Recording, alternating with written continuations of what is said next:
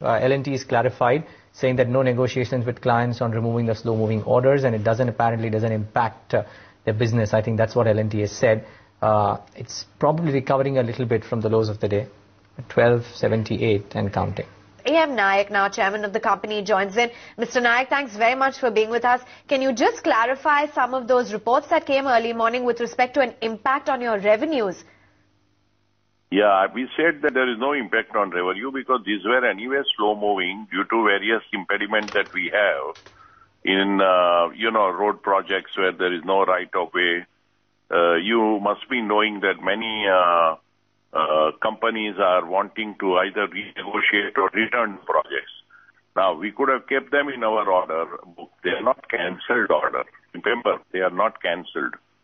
But anything which is moving slow, we thought, for the sake of transparency to all our shareholders, we should say by the moving order backlog is X, and that already is more than 1.5 lakh crores. And we are removing 15, and we'll be still growing even after removing, and we'll put it back again, maybe 3 months later, 6 months later, 9 months later as they start moving. So I think the misunderstanding could be as if these orders are cancelled. They are not. Okay. The numbers that were coming around in the morning were to the order of 10 to 15,000 crores. Would you clarify on that, despite there not being an impact? Would it be to the tune of 15,000 crores, Mr. Naik? Yeah, well, it is no impact because the order backlog that we have is of 2.5 years. You know that.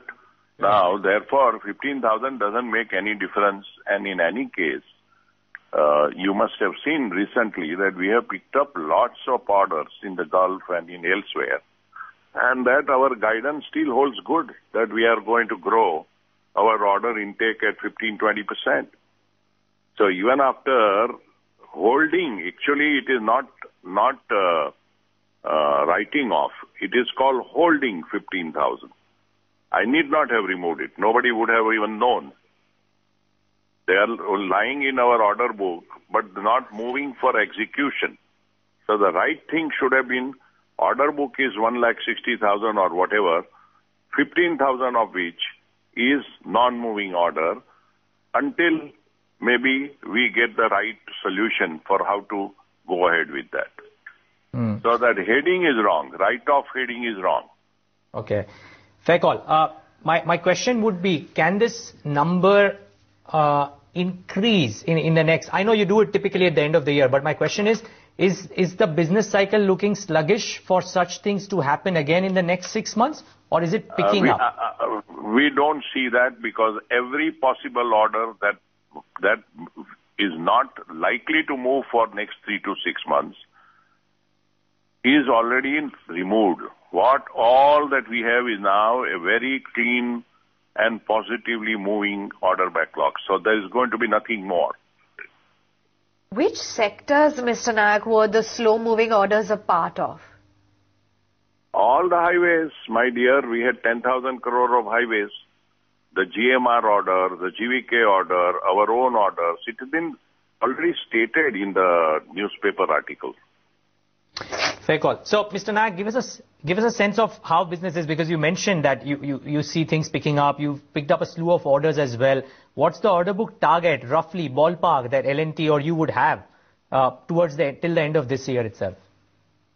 No, I don't think I can tell you that, because the year is over and now any information that we give should first go to the shareholders. Right. But all we can say is we have given a guidance in the beginning of the year of 15 to 20% growth, and we are on it. You believe you can actually exceed that target as well, because you did mention that things are starting to look up? They are not starting to look up in India. We have picked up 35,000 crore orders in Gulf. Mr. Naik, right, and shareholders would also want to know, you have some disclosures indicating that you're selling shares in the company.